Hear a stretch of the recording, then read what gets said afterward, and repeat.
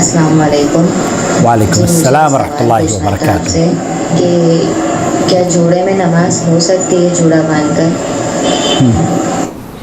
نحمدہ ونصلی علی رسولہ الکریم، اما بعد. آپ دیکھ رہے ہیں نور ٹی وی جدہ اور میں ہوں محمد عاقل.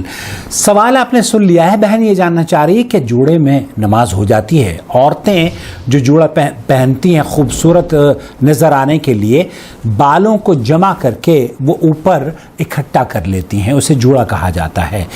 ہمارے یہاں بہت سی غلط فہمیاں سماج میں پھیلی ہوئی ہیں، اور اللہ رب العالمین سے دعا ہے کہ اللہ تعالیٰ ہماری اس کاوش کو ان بہنوں کے لیے آسانیاں فراہم کرنے والا بنا دے، اور اللہ رب العالمین جو قرآن و حدیث کے صحیح مفہوم ہیں اللہ رب العالمین انہیں آپ تک پہنچانے والا ہمیں بنا دے. شیخ محمد سلمی حفظہ اللہ سے یہاں یہی سوال پوچھا جا رہا ہے جوڑے کے بارے میں. کیا حکم ہے اس کا؟ میں آپ کی خدمت میں شیخ سلمی کی رفع الشعر فوق الراس. رفع الشعر فوق الراس، وہی جو بہن پوچھ رہی ہے نا، جو یہاں عربی زبان میں کیا کیا بھی شاید اس کو بولتے ہیں.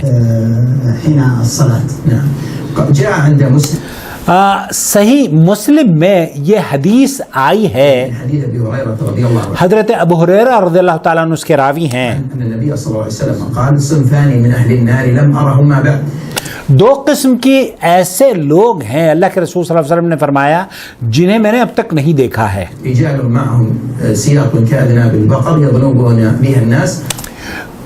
کچھ لوگ ایسے ہوں گے جن کے پاس گائے کی دموں کی طرح کے کوڑے ہوں گے اور وہ لوگوں کو ان سے مار رہے ہوں گے. ونساء كاسيات عاريات. اور وہ عورتیں بھی اللہ کے رسول صلی اللہ علیہ وسلم نے فرمایا کہ اور وہ عورتیں جنہوں نے لباس تو پہنا ہوگا لیکن وہ ننگی ہوں گی، لوگوں کی طرف مائل ہوتی ہوئی اور مائل کرتی ہوئی ہوں گی. مائلات مميلات رؤوسهن كأسنمة البخت المائل. ان کے سر ایسے ہوں گے جیسے کہ بختی، یعنی کہ بختی اونٹوں کی طرح سے ہوں گے. لا يدخلن الجنة ولا يجدن ريحها. لا يدخلن الجنة ولا ريحتها. شیخ یہ فرما رہے ہیں اللہ کے رسول صلی اللہ علیہ وسلم کی جو حدیث ہے کہ وہ جنت میں داخل نہیں ہوں گی اور نہ ہی جنت کی خوشبو پائیں گی، حالانکہ جنت کی خوشبو تو اتنی مسافت سے آ جاتی ہے. اس حدیث کو امام مسلم نے اپنی صحیح میں نقل کیا ہے اور امام احمد نے بھی اسے نقل کیا ہے. مسافت كذا. مسلم في صحيح والحديث صحيح. وقد اختلف العلماء في تفسير معنى مائلات مميلات. مائلات ممیلات، وہ عورتیں جو کہ مائل کرنے والی ہوں گی یا مائل ہونے والی ہوں گی یا مائل کرانے والی ہوں گی، اس طرح کے جو معنی ہیں. اصل میں اس حدیث پر اہل علم کا اختلاف ہے اس کے معنی پر. ان کے سر ایسے ہوں گے جیسے بختی اونٹنیوں کے سر ہوتے ہیں. وہ جو مجھے محسوس ہوتا ہے، اور یہی فتویٰ شیخ عبدالعزیز الفوزان کا بھی میں نے سنا، کئی علماء نے اس بارے میں لکھا ہے، بلکہ ہمارے یہاں حافظ یحییٰ نور پوری رحمۃ اللہ حفظہ اللہ نے بھی یہی بیان فرمایا ہے.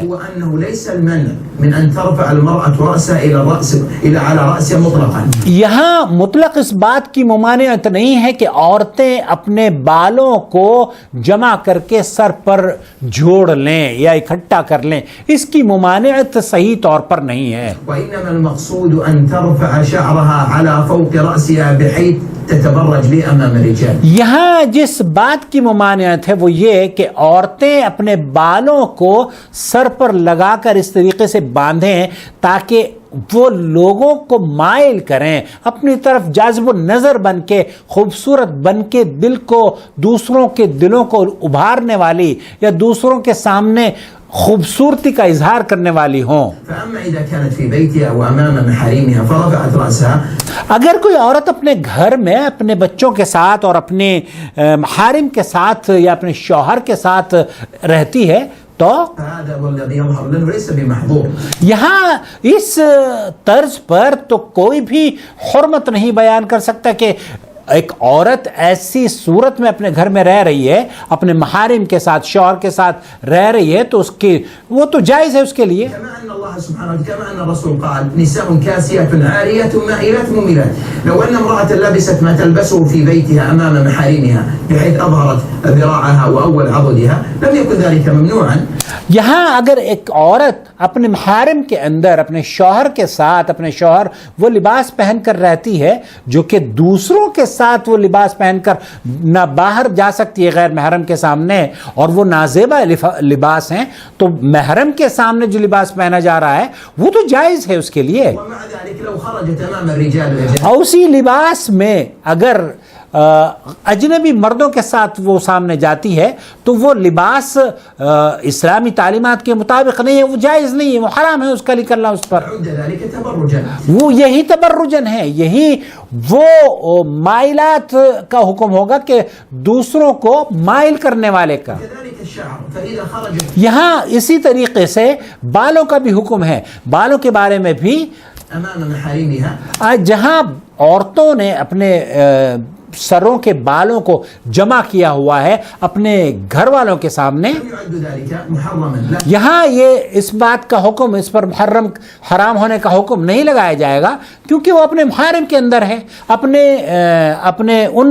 اپنے شوہر کے ساتھ ہے، اپنے بچوں کے ساتھ ہے. لو خرجت أمام الرجال لیکن اگر وہ باہر جاتی ہے اور دوسرے غیر محرم کے ساتھ جاتی ہے، ليجدوا في ذلك شعرها وأنها تتبرج بذلك وہاں اگر وہ جا کر دوسروں کو دکھاوا کرتی ہے اور اپنی خوبصورتی کا اظہار کرتی ہے تو یہ ممنوع ہے، یہ جائز نہیں ہے اس کے لیے. هذا هو الممنوع والله أعلم. هذا هو الممنوع. فرفع الرأس فرفع الشعر على الرأس إن كان مقصود به التبرج بدون أن تخرج أمام الرجال الأجانب فهذا هو الممنوع. یہ جو عورتوں کا بال بنا کر خوبصورت اٹھا کر اور باہر نکلنا اور اس خوبصورتی کا غیر محرموں پر اظہار کرنا، یہی تبرج ہے اور یہی ممنوع ہے، یہ جائز نہیں ہے. أما أمام محارمها لیکن یہ اگر اپنے محارم کو اپنے شوہر کے ساتھ رہتی ہے، بيتها فإني لا أرى ذلك ممنوعا. یہ ممنوع نہیں ہے. یہ میں نہیں سمجھتا کہ یہ ممنوع ہے، بلکہ میں تو یہ کہتا ہوں کہ یہ تو مطلوب ہے ایک عورت کا خوبصورت اپنے شوہر کے سامنے سنور کر آنا، یہی تو مطلوب ہے. بارك الله فيك. الموضوع فضيلة الشيخ بعض یہاں جو میری بہن نے سوال پوچھا ہے اس کی طرف گفتگو کی جا رہی ہے کہ نماز ہوتی ہے یا نہیں ہوتی. يعني يرى أنه خلف الهامة وبعضهم فوق الرأس. الرسول شبه ذلك أسنمة الرؤوس كأسنمة البخت وهذا يكون على اليافوخ أن ترفع ذلك وهذا يسمونه له اسم عند العامة يسمونه الكعكع.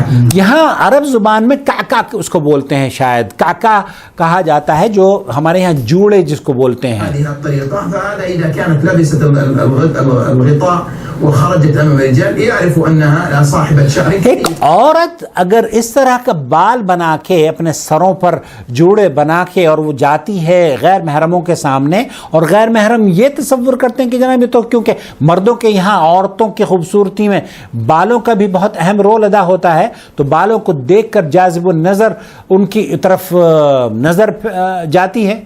فالرجال تتجمل بكثرة شعر المرأة اور مردوں کا شیخ بھی یہی فرما رہا ہے کہ مرد جو ہیں وہ عورتوں کے ان خوبصورت بالوں کو دیکھ کر مائل ہو جاتے ہیں. غالب ما تكون هذه المرأة بهذه الطريقة أن يكون شعرها طويلا وهذا نوع من التبرج الذي وهذا نوع من التبرج، یہی وہ تبرج ہے، یہی وہ مائل کرنا ہے جس کی ممانعت اسلام نے دی ہے. تبرج به أمام الرجال. بارك الله في الصلاة فضيلة الشيخ. پھر صلاۃ کا کیا حکم ہے؟ وأما في الصلاة الأولى أن تغطي المرأة كامل الشعر.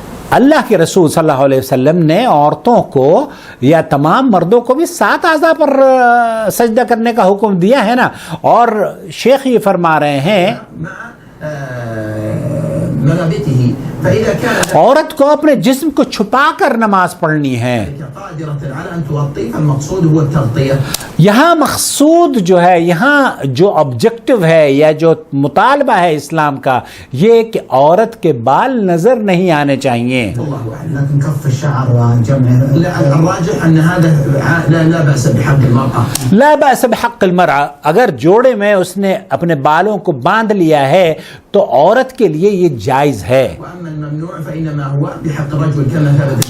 یہ ممنوع جو ہے، جو حدیث صحیح بخاری میں حضرت عبداللہ بن حارث کی جو روایت کی جاتی ہے، وہ روایت مردوں کے لیے ہے.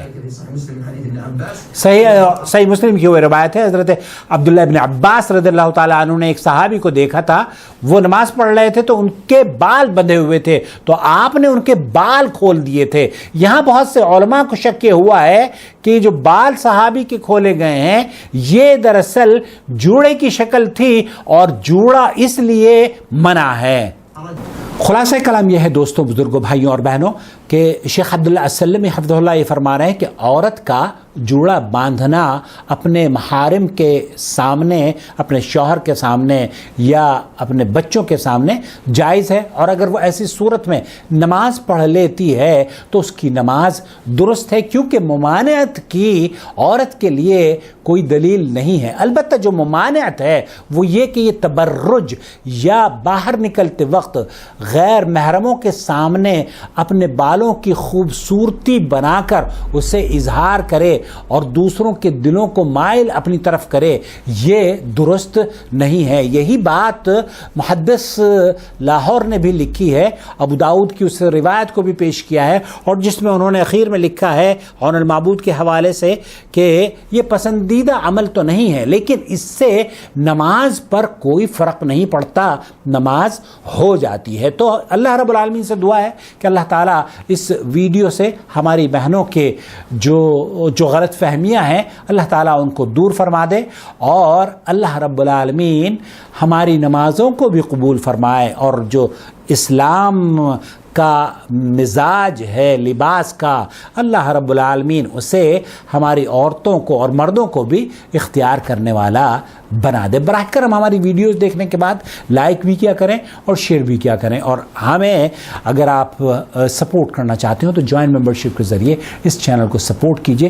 جہاں جہاں اصلاح ہوگی وہاں وہاں انشاءاللہ تعالی آپ کے اور ہمارے موازین حسنات میں اضافے کا یہ سبب بنے گی. بہت شکریہ.